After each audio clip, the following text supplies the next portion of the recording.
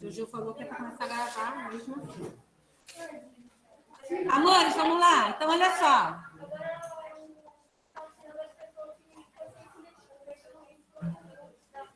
Não sei.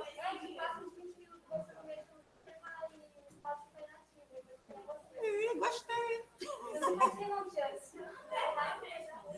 Vamos lá, crianças. Amores, olha só. Yasmin, meu amor. Yasmin.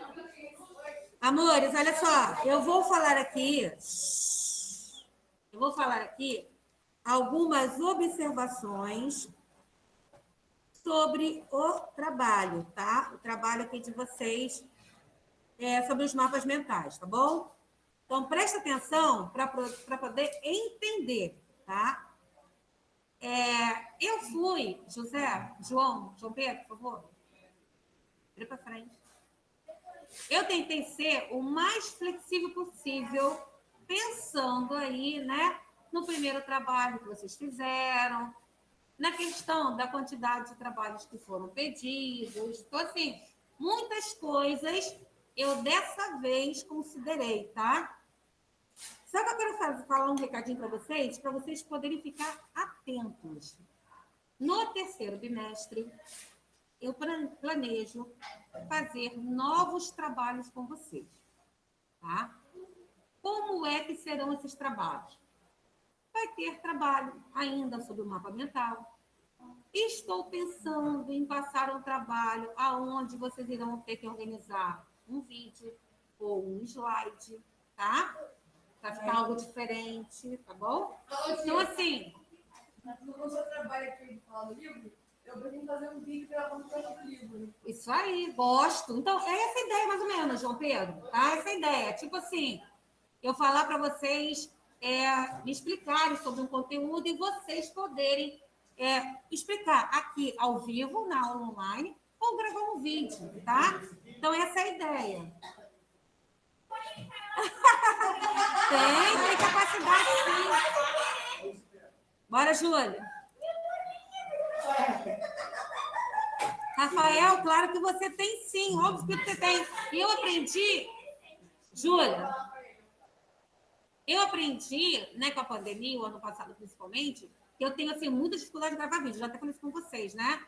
Quando, por exemplo, tá a tela assim, sem ninguém aparecer, me dá um negócio, porque eu acho que eu tô gravando vídeo. E, na verdade, estou, né? Eu não gosto, por favor. E eu baixei um programa que você explica os slides, coloca a sua voz, mas não coloca a sua imagem. Né? É muito maneiro. Então, é uma ideia. Então, oi, não entendi. Isso aí. Então, assim, eu quero passar algo diferente para vocês. Um trabalho diferente, tá? Que seja criativo, mas também que trabalhe o nosso conteúdo. Eu vou elaborar, então já fiquem preparados, tá bom? No terceiro bimestre, eu vou passar um trabalho diferenciado para vocês, aonde vocês poderão gravar um vídeo ou então, né, apresentar aqui ao vivo na aula. E aí a gente vai pensar. Por que eu já estou falando agora? Ó, olha a data que eu estou falando isso, tá? Vou até conferir que data é hoje, que eu me esqueci. Dia 7 de julho. Ó, 7 de julho.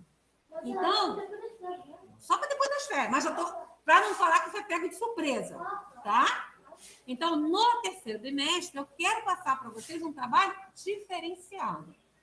Pode deixar que, quando eu pensar nesse trabalho, eu vou dar um prazo grande para vocês poderem realizar, tá? Então, ó, fiquem atentos a isso.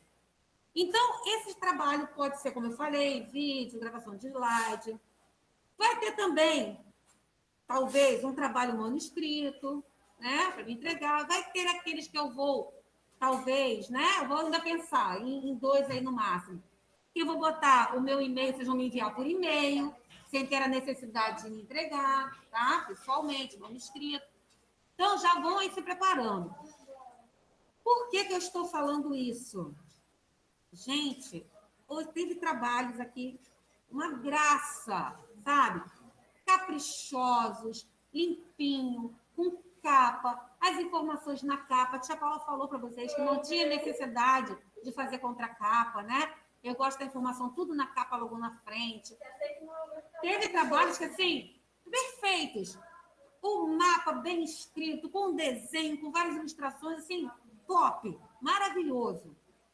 Mas teve outros, em contrapartida, que parece que foi feito de qualquer jeito.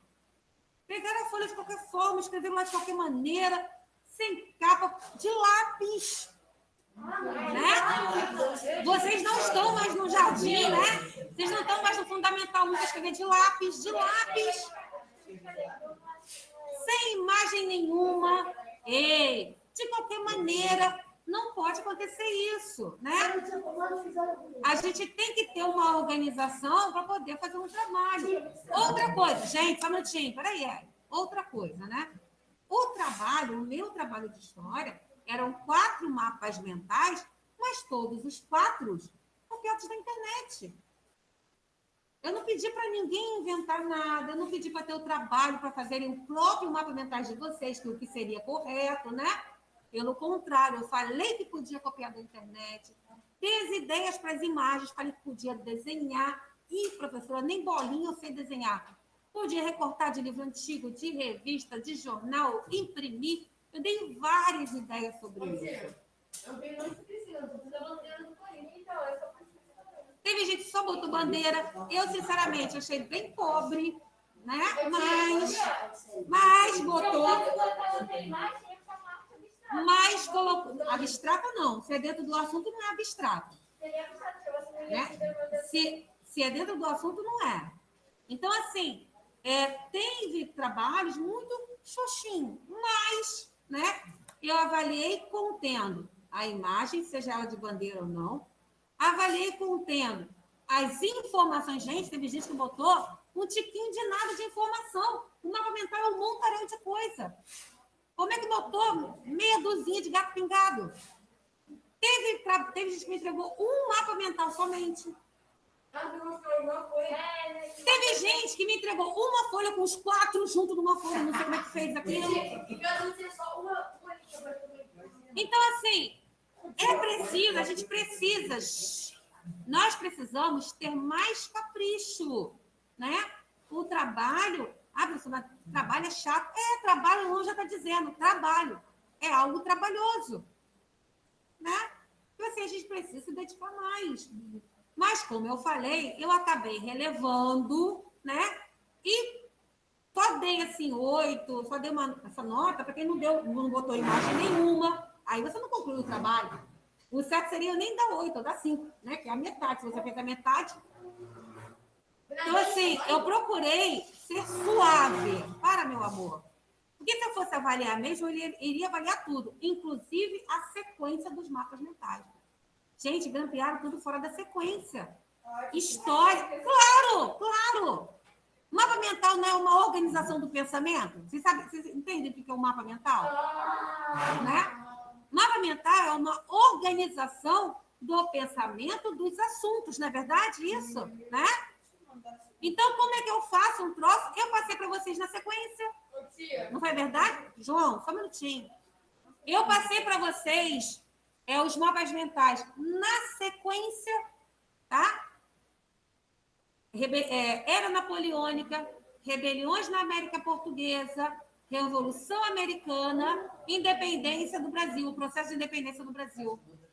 Então, esses 4 assuntos, né, eles têm uma sequência. A independência do Brasil ocorreu primeiro que era napoleônica? Não. Um foi em 1700 e pouco, o outro foi em 1800 e tal. Completamente, entendeu? 100 anos de diferença, 100 e poucos anos de diferença. Então, professor, mas eu não tinha pensado nisso. Mas tem que pensar. Né? Tem que pensar. História tem sequência. História tem sequência. Né? É igual quando eu vou falar sobre a minha vida. Normalmente, se eu quero contar a minha história, eu começo por onde? Lá desde, né, da gestação, que minha mãe me contou, que a gravidez dela foi isso, foi aquilo, aí quando eu nasci. Não tem uma sequência? Né? Tem uma sequência. História, o trabalho de história, ele tem que ter sequência. Eu não posso pegar aquilo tudo, botar de qualquer maneira, ganhar toma. Não. Eu tenho que pensar nisso. Caraca, tia Paula, que prof chato. Mas é chato mesmo. É trabalho. é trabalho, né? É chato. E, além disso, isso ajuda vocês a pensarem nos acontecimentos. Então, é importante. Outra coisa que eu peguei. Trabalho grampeado de forma errada. A gente pode cair para trás babando. O trabalho, eu vou mostrar isso aqui. Peraí, deixa eu mostrar um. Ó, por exemplo, esse aqui foi deitadinho, tá vendo? Mas, ó, eu abro assim, ó. Ó, não é verdade? Teve gente que me entregou o troço, eu abri assim. Ao contrário. Também não sei. É. Pois é, teve. Né? Então, o trabalho. Bom dia, Tiago. O trabalho, ao invés de abrir assim, ó, ele abria assim, para lá. Contrário. Aí complica. Teve gente que pegou o nome, ao invés de botar na capa, aqui, ó, tudo bem? E o gato aqui, que foi? Foi Gabriel. Ele não botou na capa, ele fez uma contracapa. Não tá errado, não, tá? Isso tá certo. É porque eu, professora Paula, não ligo. Pode me botar tudo na capa, não tem problema, não. Mas o correto de um trabalho é isso aqui, tá? É capa, contracapa, as informações. Isso aqui é o correto, tá bom? Mas eu não ligo. Eu posso botar tudo na capa, que eu já gosto, que eu já vejo o nome, ponto. E, professora, eu botei contracapa. Você tirou ponto? Não, claro que não. Não tirei, tá bom? Agora, teve gente que pegou o nome, começou o trabalho já aqui, sem capa, sem nada, pegou o nome e botou aqui assim, ó, no meio do mapa. Fiquei igual maluco. Falei, gente, não botaram não. Depois que eu fui achar o nome, no meio das informações. Teve gente que botou aqui atrás, fiquei caçando tudo, aí foi ver. Então, assim, quando o professor avalia um trabalho, ele avalia até isso, tá? Eu, pelo menos, avalio isso. Se você grampeou da forma correta, se você botou na sequência correta, se você fez uma margem, se você botou as informações devidas, escola, seu nome, turma. Me perguntaram na outra turma, pô, professor, para que eu botar o nome da escola? Você não sabe que já está aqui? Não. Por que não? Porque todos os trabalhos, ó, tá aqui na minha bolsa, eu levei para casa. Eu não corrijo o trabalho na escola. Eu levo tudo para minha casa. Eu dou aula em mais 3 escolas. Eu tenho tudo organizadinho, ó. Tudo no saquinho, ó. Vou até pegar para vocês verem, para não dizer que é mentira minha, ó. É o saquinho da turma 81, é o saquinho da turma 82, é o saquinho do 9º ano, tá vendo? É tudo certinho, tudo arrumadinho. Só que a gente sabe que eu não moro sozinha, né? Então, vai que tem um espírito de porco lá que perde o trabalho e bota no lugar errado. Né? Eu deixei na mesa, deixei na cama, vai me ajudar para arrumar e mistura tudo. Então, se não estiver com a identificação de vocês bonitinha, eu fico perdida. Né? Tem que ter bonitinho. Tá? Isso é muito importante. E sem contar aquele aluno que, quando eu estou descendo o corredor, professora, toma aqui o trabalho. Né? Aí, claro, eu vou falar, não me dá não, eu só vou receber que eu estava na sala. Não vou fazer isso. Claro que eu pego, me dá aqui. Quer dizer, levo para casa. E aí, se não tiver o nome da escola? A gente se confunde todo. Né? Eu me confundo todo. Então, é muito importante a gente ter essas informações, tá? Nesse trabalho aqui, eu fui, como eu falei para vocês, mais tranquila, mais suave. Só tirei realmente ponto. Quem não colocou imagem, quem deixou imagem faltando, quem não colocou nenhuma imagem, quem botou uma pobreza de informação, porque mapa mental é muita coisa, botou só 4 linhas, quatro bloquinhos só. Eu falei, caramba, como é que fez isso? Né? Então, aí eu fui bem chata nisso e ainda procurei suavizar. Tá? Próximo trabalho, no 3º bimestre, serei mais exigente, tá? Muito mais exigente. Então, por favor, né? Me ajudem a ajudar vocês. Façam as coisas aí, né? Com mais capricho, tá bom? Bem, como eu falei para vocês, o nosso assunto do 3º bimestre começa com o primeiro reinado, que foi o governo de Dom Pedro I. Tia Paula não quer falar todas as informações agora, mas eu vou querer fazer uma introduçãozinha do assunto, só para vocês sentirem o gostinho, tá? Do que vocês irão ver no 3º bimestre. Então, como forma de introdução, eu vou passar esse videozinho do telecurso, só para vocês receberem algumas informações do primeiro reinado. E quando for, né, a volta do nosso recesso, eu já começo esse assunto dando detalhes, tá? Agora o vídeo é só uma introdução. É só para plantar aí a curiosidade, o desejo de saber mais, tá? É só para botar em vocês algumas informações, tá, Paulo? Mas até lá eu vou esquecer desse vídeo. Chega lá, eu repito, a gente fala de novo. Aliás, eu vou falar tudo de novo, mas repito até o vídeo. Pois é, mas aí, como eu falei para vocês, o que eu quero fazer? É fazer uma introduçãozinha, é deixar o gostinho do assunto, tá? O que houve aqui? Jesus. Eu acho que não vai, não. Vai não, tá vendo? Eu salvo. Agora ele pega, agora vai. Eu salvo.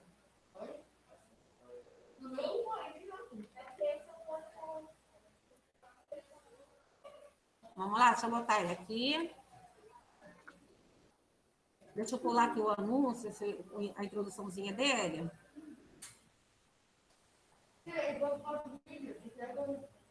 Não, eu vou anotar os pontos. Pode deixar fazer o que eu fazer, tá, meu amor? Não se preocupa, não. Não entramos em ponto, tá bom? Vamos lá, então, olha só. A gente vai ver o vídeo, tá? Que é uma introdução do nosso assunto, do nosso próximo assunto. Lembrando que depois eu vou explicar tudo outra vez, eu repito até o vídeo, tá? É só para poder lançar em vocês o desejinho de saber mais. Sabrina, fecha aí, meu amor. Apaga a luz aí. Não, fecha não, a luz. Para poder ficar escurinho, vocês poderem enxergar melhor. Então, vamos lá. Vou botar aqui.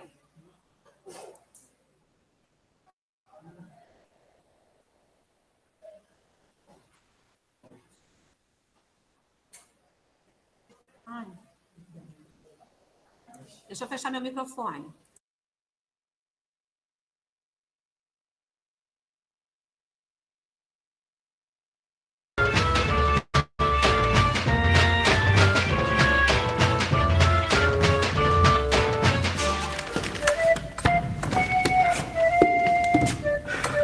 Olha só a mala que sobrou pra mim, Vicente. Ai, meu Deus, e agora? Vou carregar isso aqui. Ô, Vicente. Oi. Você não vai se trocar? Nós vamos começar a gravar daqui a um minuto, rapaz. Desculpa, eu me entretive aqui lendo o jornal. Começo a ler notícias de política, eu esqueço da vida. Mas eu fico pronto num minuto. Pode deixar. É. Comer, coçar e falar de política é só começar, não é verdade? E política é justamente o tema da nossa aula de hoje. Nós vamos ver como era a política no Brasil depois da independência, desde a coroação de Dom Pedro I até a sua renúncia. Bom, a gente começa assim que ele se vestir. Não é mesmo, companheiro? Oh, não falei que eu ficava pronto num minuto?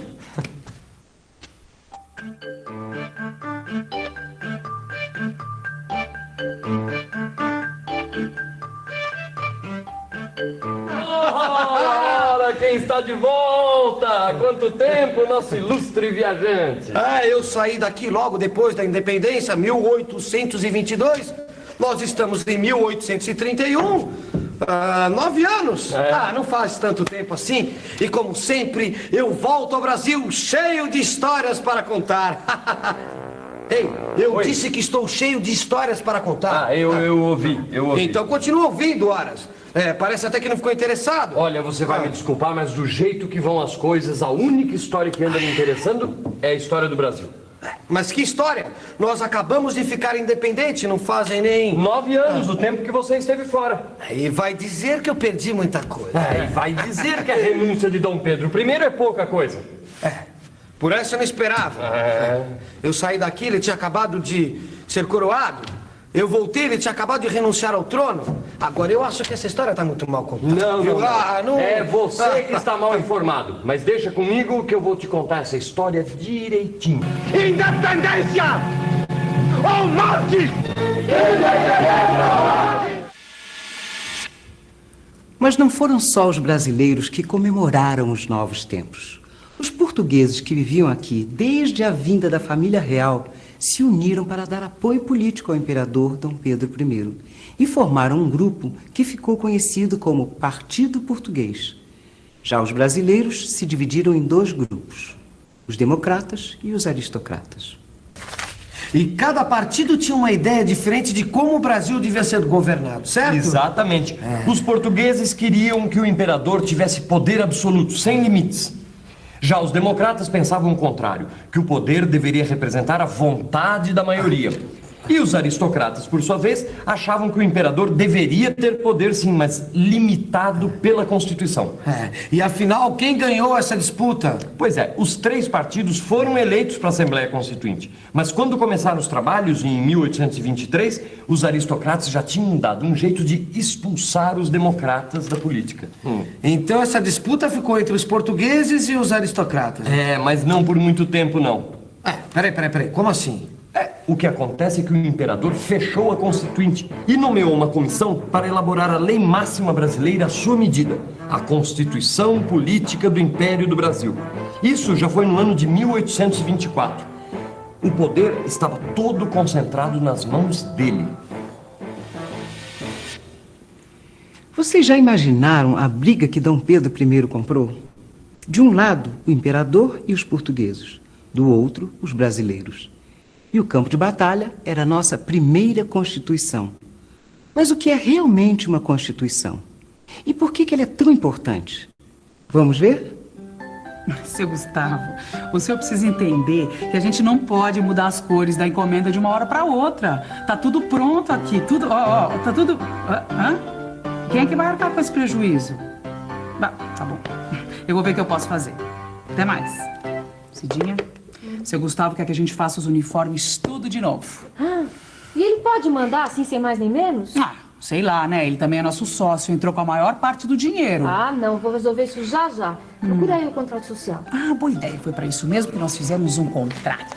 Para ver quem é que tem poder dentro da confecção. E ao mesmo tempo para limitar esse poder. A confecção não pode depender da vontade absoluta do seu Gustavo.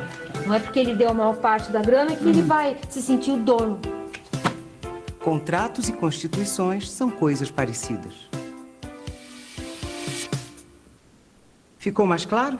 Contratos e constituições existem para definir quem tem o poder, seja o imperador, o presidente, o Congresso, etc. E, ao mesmo tempo, para limitar esse poder. Aqui no Brasil, nós passamos pela elaboração de uma Constituição em 1988. Você se lembra da briga dos constituintes? Durante esta Constituinte, surgiram muitas divergências entre os deputados. Isso aconteceu porque eles defendiam diferentes ideias sobre a organização do país. Um exemplo foi a discussão sobre o direito de voto dos analfabetos, que foi contemplado no texto final. Outras questões, como reforma agrária e direitos dos trabalhadores, também dividiram as opiniões dos deputados. O resultado dessas discussões determinou os direitos e deveres de todo cidadão brasileiro. Entendeu agora por que uma Constituição é tão importante? Não foi à toa que houve tanta briga por ela no Primeiro Império. Dom Pedro I, que ganhou o primeiro round, dissolveu a Assembleia Constituinte e impôs a Constituição ao país. A Constituição imposta por Dom Pedro I era centralizadora e conservadora. Centralizadora porque concedeu ao imperador um grande controle sobre o sistema político. Ele possuía o poder moderador que lhe dava o direito de dissolver o parlamento e nomear juízes e a autoridade máxima de cada província. Conservadora porque mantinha a escravidão e limitava a participação política dos cidadãos através do voto censitário. Para ser eleitor ou candidato, o cidadão precisava ter uma determinada renda anual. Isso impedia as camadas populares de votar. Então Dom Pedro enfiou a Constituição de 1824 goela abaixo do povo e todo mundo ficou de boca fechada? Não, senhor. Teve gente que pôs a boca no trombone. Foi aqui na província de Pernambuco que os ventos revolucionários começaram a soprar contra o imperador. Liderados por Frei Caneca, os membros da Câmara da cidade de Recife se recusaram a aceitar a Constituição de 1824. Os recifenses tomaram o poder na província e logo receberam o apoio da Paraíba, do Ceará e do Rio Grande do Norte. Juntos, eles criaram uma república, que foi batizada de Confederação do Equador. Me diga uma coisa, que fim levou essa história da Confederação do Equador? Acabou mal. Os líderes do movimento tinham ideias muito liberais. Perderam o apoio dos comerciantes e dos senhores de terra. O governo central mandou as tropas para lá e acabou com tudo. Os líderes foram condenados à morte. O Frei Caneca queria que a Constituição fosse fruto de um acordo, um pacto entre as províncias e o imperador. Uma Constituição a favor da liberdade dos cidadãos. Frei Caneca era um liberal. Daí a sua briga com Dom Pedro, que era um autoritário. Quer dizer, queria ser a única autoridade do país. Frei Caneca foi executado, mas suas ideias não morreram. Continuaram a se espalhar pelo Brasil. Dom Pedro I ganhou a batalha, mas tinha começado a perder a guerra. A Câmara dos Deputados foi reaberta e, junto com ela, a oposição ao imperador. O medo de uma possível reunificação com Portugal voltou a ser o assunto do dia na imprensa, que não economizava críticas a Dom Pedro. O tempo fechou ainda mais com a turbulência das revoluções europeias. Elas acabaram com o absolutismo em países importantes como a França. Não era mais possível justificar as atitudes autoritárias do nosso imperador. O clima político piorou ainda mais no Brasil com a pressão de uma crise econômica provocada por problemas na agricultura de exportação. Pois é, no meio desse tumulto todo, Dom Pedro se envolveu na sucessão do trono português. Queria que a sua filha fosse a escolhida para herdar a coroa. Acontece que os brasileiros, a gente já sabe, queriam distância de Portugal. A atitude do imperador caiu como uma bomba em diversos setores brasileiros. E eles acabaram se unindo para combater Dom Pedro. O jogo político chega a um ponto crítico com o assassinato do jornalista Líbero Badaró, que fazia oposição ao governo. A agitação política chega às ruas. Aumenta o conflito entre os portugueses partidários do imperador e os brasileiros unidos na oposição. Dom Pedro ainda tentou fazer diversas jogadas políticas, mas a coisa só piorava. Havia boatos de que ele fecharia outra vez a Câmara, ficando livre para governar de maneira ditatorial. A reação foi quase imediata. Setores populares foram às ruas para protestar contra a nova medida do imperador. Deixa os comentários para depois e termina a história primeiro. Como acabou? Acabou como você já sabe. O imperador renunciou ao trono em nome de seu filho, Dom Pedro de Alcântara. Foi assim que acabou. E atenção, se liga aí que é hora da revisão. Logo depois da independência, o Brasil se dividiu em dois partidos. O Partido Português, que apoiava Dom Pedro I, e o Partido Brasileiro. Esses partidos formavam a Assembleia Constituinte. Dom Pedro I fechou a Constituinte e nomeou uma comissão para fazer a Constituição à sua maneira. Ele queria todo o poder para si. O autoritarismo de Dom Pedro não foi aceito. Revoltosos, liderados pelo Frei Caneca, criaram a Confederação do Equador. O fim do absolutismo na Europa, as ideias liberais difundidas por Frei Caneca, uma série de crises econômicas, mais o envolvimento do imperador na sucessão do trono de Portugal, terminou por tornar insustentável a posição de Dom Pedro no Brasil. Assim, ele renunciou ao trono em nome de seu filho, Dom Pedro de Alcântara. A renúncia do imperador foi uma grande vitória dos grupos políticos brasileiros. Acabou-se o medo da reunificação com Portugal. Era hora de recomeçar a construção do Estado de acordo com os interesses brasileiros. Bom, e agora que você conhece um pouco melhor esse período da nossa história, diz aqui pra gente, quem era cidadão no Império do Brasil? Não precisa responder agora. Consulte seu livro. Investigue você também a nossa história.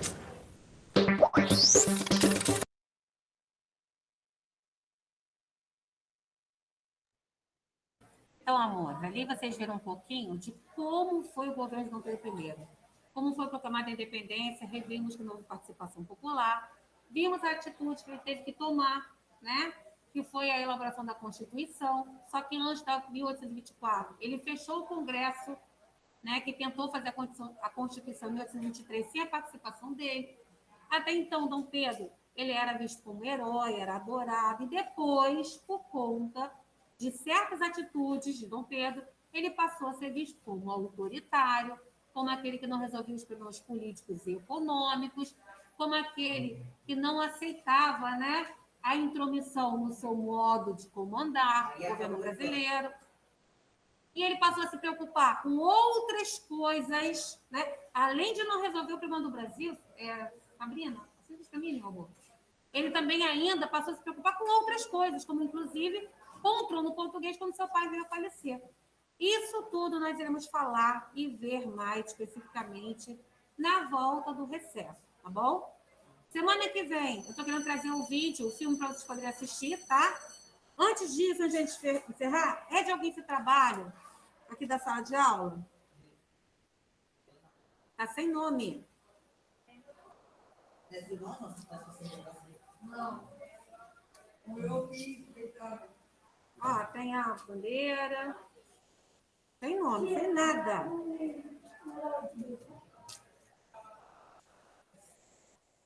Eu vou até deixar aqui para ver se eu vejo a identificação de novo. Outra coisa, deixa eu conferir uma coisa aqui. Deixa eu conferir. Ellen, falta você me entregar. Gabriel Maurício também não me entregou o trabalho do mapa. Gabriel Brandão também não me entregou o trabalho do mapa. João Pedro, você entregou, João? Deixa eu conferir aqui, então, para ver. Tá? Tá bom, meu amor. Eu vou conferir aqui para ver onde que eu coloquei ele, então. Gabriel Brandão também entregou. Oi? Gabriel Brandão também entregou. Tudo bem? Vou, então, dar uma conferida. Cadê? João Pedro, então, Gabriel Brandão, vou olhar aqui para ver se é na outra turma. Rafael, não recebi. Stephanie, não recebi. Vitória, você não entregou, não? Trabalho do mapa? Então, vou ver se está na outra turma. E Igor, também não. Eu dou uma olhadinha aqui, tá? Muito